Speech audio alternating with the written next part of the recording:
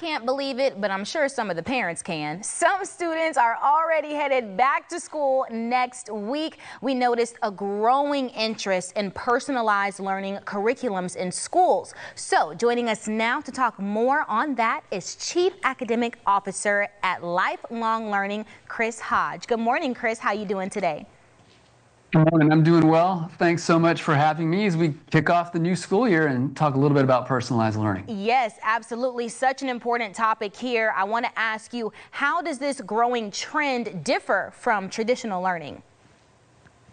Personalized learning, it can look a lot of different ways, but at its core, personalized learning is just recognizing that every student is different. They have unique needs, they have different interests, and tailoring their educational activities to the degree possible around those learning styles, those needs, those personal interests to maximize their engagement in school. Absolutely. Everybody needs to learn the best way that they can to also retain some of that information. That's what's most important. We believe that you have the ABCs to personalized learning. Could you please briefly share those?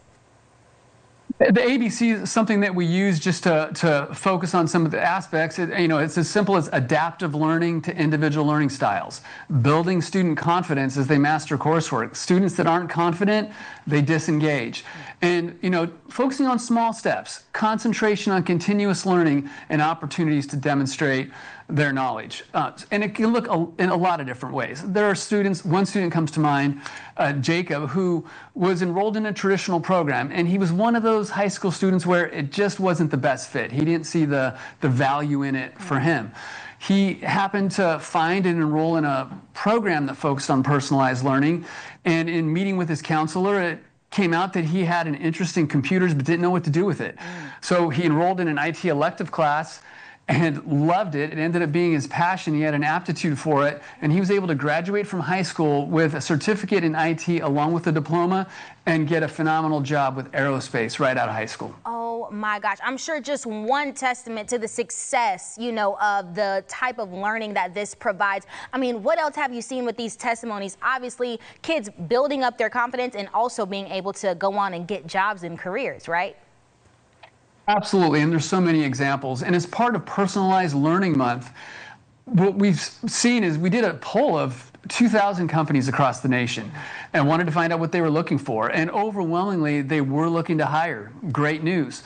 They did say that they were particularly looking for entry-level workers, skilled entry-level workers that have certifications like IT, business development, healthcare. They also said that a lot of the candidates they're seeing are missing some of those basic employability skills, things that are easy to fix and address but maybe be under the radar, like dependability, professionalism, positivity, showing up on time.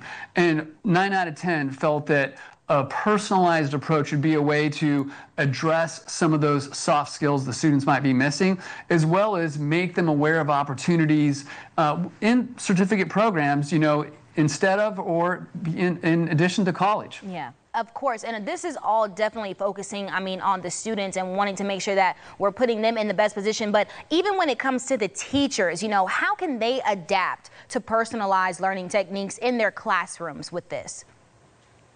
Well, even coming from it as a parent, I'm a parent, we have 4 children. They've been in multiple different types of schools, from traditional classroom programs, independent study, and hybrid programs in private schools.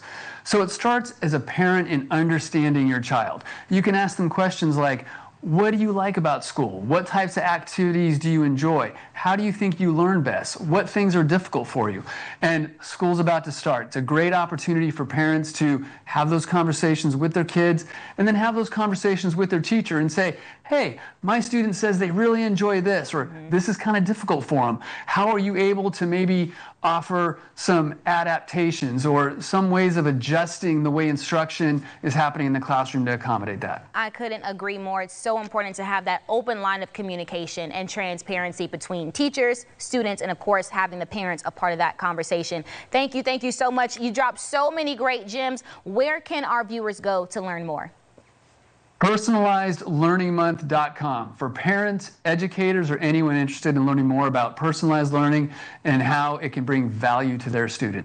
Chris, such a pleasure having you on this morning. We thank you so much, and we'll see you next time. Everybody else, stick with us. We've got more after the break.